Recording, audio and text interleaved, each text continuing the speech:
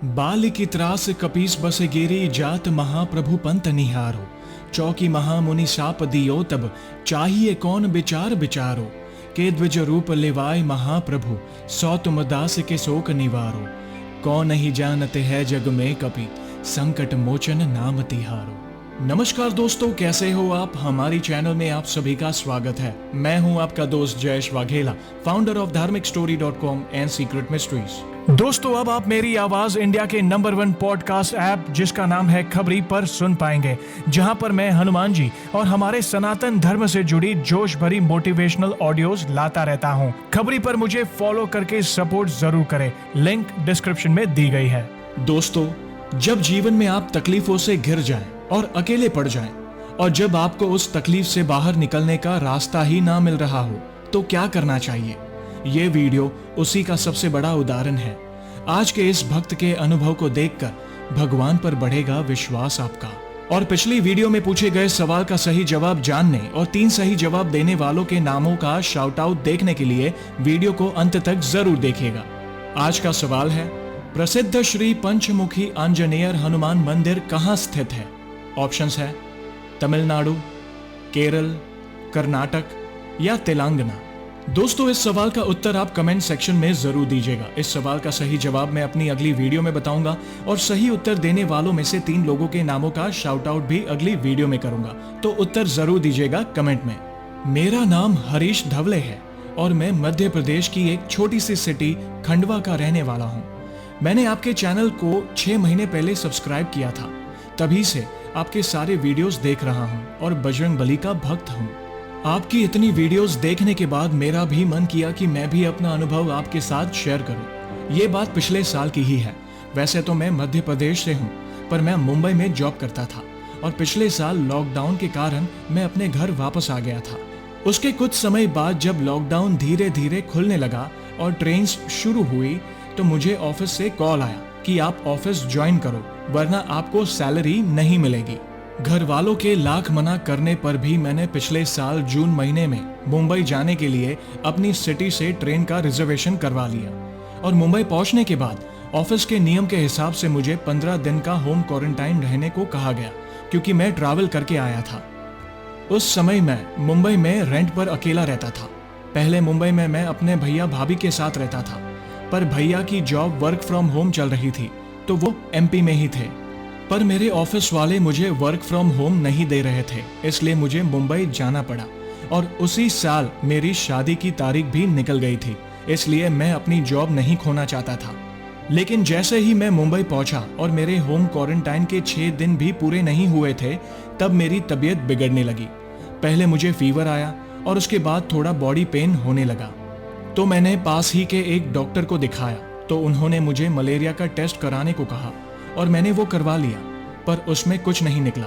Doctor ने कहा चिंता ना करें, नॉर्मल फ्लू है, ठीक हो जाएगा। उसके बाद मैं घर आ गया। मेरी तबीयत खराब हुए 3 दिन हो गए थे, पर उस रात से मुझे सांस लेने में भी तकलीफ होने लगी। मुझे रात भर नींद नहीं आ रही थी। मुझे यही डर था कि मेरी सांसें रुक न जाए। मैं बजरंगबली को बहुत मानता हूँ। मैं पूरी रात हनुमान चालीसा और बजरंग बाण सुना करता था। मैंने बजरंगबली को कहा कि प्रभु, अब जो भी है आपके हाथ में है, क्योंकि यहाँ मैं बिल्कुल अकेला हूँ। और किसी तरह वो रात निकल गई। दूसरे दिन मैं फिर से हॉस्पिटल गया और मैंने डॉक्टर को बोला कि मुझे सांस लेने में तकलीफ हो रही है, तो उन्होंने कहा कि आपको कोविड टेस्ट करवा लेना चाहिए और उनके कहने पर मैंने कोविड टेस्ट करवाया। रिपोर्ट अगले दिन आने वाली थी, तो मैंने डॉक्टर से कहा कि किसी तरह ये रात निकल जाए, तो उन्होंने मुझे कुछ टैबलेट्स लिख कर दी, पर उससे कुछ फायदा नहीं हुआ।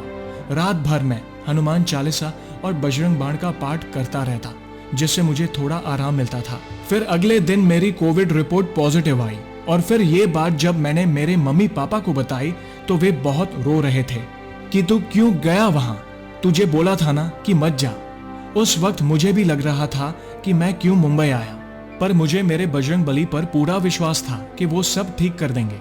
मेरी ब्रीदिंग प्रॉब्लम बहुत बढ़ गई थी, मुझे सांस लेने में तकलीफ हो रही थी और उसी दिन मैं गवर्नमेंट कोविड हॉस्पिटल में एडमिट हो गया और प्रभु की कृपा से धीरे धीरे मैं कोविड से रिकवर हो गया। पर जयेश भाई, इतने में ही मेरे जीवन की समस्याएं खत्म नहीं हुई। उसके बाद मैं अपने घर MP वापस आ गया। इतना सब कुछ होने के बावजूद मेरे ऑफिस वालों ने मुझे वर्क फ्रॉम होम की फैसिलिटी नहीं दी, इसलिए मैंने वो जॉब छोड़ दी। उसके 1 महीने बाद मेरी शादी हो गई। शादी के बाद मेरी चिंता बढ़ती ही जा रही थी क्योंकि मुझे अच्छी जॉब ही नहीं मिल रही थी। जयेश भाई, ऐसा कोई भी मंगलवार या शनिवार नहीं रहता जब मैं हनुमान जी के मंदिर उनके दर्शन करने ना जाता। जब भी मंदिर जाता प्रभु से एक ही चीज कहता कि हे बजरंगबली, आपको तो सब पता है कि मेरे क्या हालात है, जो भी करना अच्छा करना, मेरी कहीं अच्छी जगह जॉब लगवा देना। ऐसे करते करते करीब 3 महीने निकल गए पर जॉब नहीं मिल रही थी। मुझे खुद पे भी कभी कभी डाउट होता कि मुझ में कोई टैलेंट है कि नहीं, पर मुझे मेरे प्रभु पर पूरा विश्वास था कि सब अच्छा होगा। मैंने प्रयास करना नहीं छोड़ा। फिर एक दिन पता नहीं मुझे क्या सूझा कि मैंने अपनी मम्मी को बोला कि मैं मंगलवार का उपवास रखूंगा, और मैंने उपवास करना शुरू भी कर दिया। जयेश भाई, आप यकीन नहीं मानोगे कि भले ही पूरे वीक में मुझे जॉब का कोई कॉल आया ना हो, पर जब मैं बजरंगबली के मंदिर जाता था तब मंदिर में पैर रखते ही मुझे जॉब इंटरव्यू के लिए 1 या 2 कॉल आते ही थे। फिर एक दिन मुझे मेरे एक दोस्त जिनका नाम राम है, जो मेरे साथ 6 या 7 साल पहले जॉब करता था, उसका अचानक कॉल आया और उसने कहा कि तेरी ही प्रोफाइल की जॉब है मेरे ऑफिस में, तू करेगा क्या? और मैंने उसे हाँ बोल दिया। फिर अगले दिन मंगलवार को मेरे फ्रेंड राम के ऑफिस से HR ने कॉल किया, और कॉल भी तब आया जब मैं बजरंगबली के मंदिर में था और इंटरव्यू शेड्यूल कर दिया गया। उस वक्त मेरी मम्मी ने कहा कि तू भगवान शिव का भी उपवास रख, तो मैंने उनका भी पूरी श्रद्धा के साथ उपवास रखा। मतलब अब मैं सोमवार और मंगलवार 2 दिन उपवास रखता था। फिर उसके अगले हफ्ते सोमवार के दिन HR का कॉल आया कि आज आपका फर्स्ट राउंड है। प्रभु की कृपा से मैंने वो राउंड क्लियर कर लिया। फिर अगले दिन मंगलवार को मेरा सेकंड और फाइनल राउंड था, और जो मेरा राउंड लेने वाले थे उनका नाम महेश था। वो दिन मेरे उपवास का चौथा मंगलवार था। वो राउंड में मैं थोड़ा नर्वस हो गया था क्योंकि मैं टेंशन में था, पर महेश सर बहुत अच्छे थे। उन्होंने मुझे कहा कि रिलैक्स हो जाए, और मैंने इंटरव्यू दे दिया। उन्होंने कहा कि आपको HR की तरफ से कॉल आ जाएगा। जयेश भाई, आप यकीन नहीं मानोगे कि मेरे 5वें मंगलवार को मुझे HR का कॉल आया कि Harish, you are selected. Jayesh भाई, मैं बता नहीं सकता उस दिन मैं कितना खुश था। प्रभु को याद करके मेरी आंखों से आंसू आ गए। अच्छी बात यह भी थी कि ये नई जॉब वर्क फ्रॉम होम थी और मुझे सैलरी पैकेज भी अच्छा मिला था। मैंने अपनी मम्मी को बताया कि मैं सिलेक्ट हो गया हूँ। मम्मी भी बहुत खुश हो गई, और फिर बातों बातों में उन्होंने मुझसे पूछा कि तेरे दोस्त का क्या नाम है जिसने तुझे इस जॉब के बारे में बताया। तो मैंने कहा राम, और जिसने इंटरव्यू लिया उसका नाम महेश है। तो मम्मी बोली, देख, खुद भगवान राम ने तेरे लिए जॉब देखी, और तेरा इंटरव्यू लेने वाले महेश यानी भोलेनाथ थे। ये मेरी मम्मी की प्रभु के प्रति अटूट श्रद्धा थी। जयेश भाई, कोई माने या न माने, पर यह मेरा विश्वास था मेरे बजरंगबली पर, और उनकी कृपा से आज मैं अपनी जॉब से बहुत खुश हूँ। सब विश्वास का खेल है।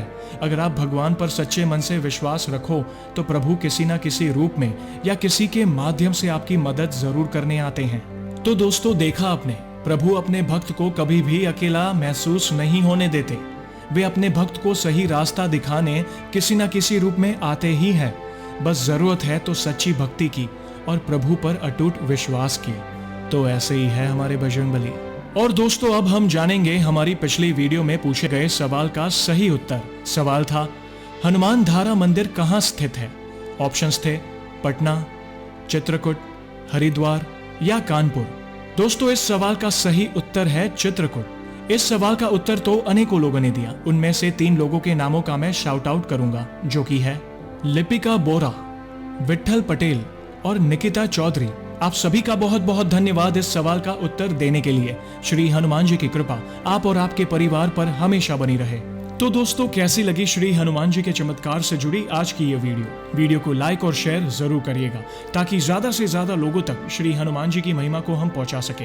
और जल्द ही एक और सच्ची घटना के साथ हम वापस लौटेंगे। तब तक जय श्री राम, जय हनुमान।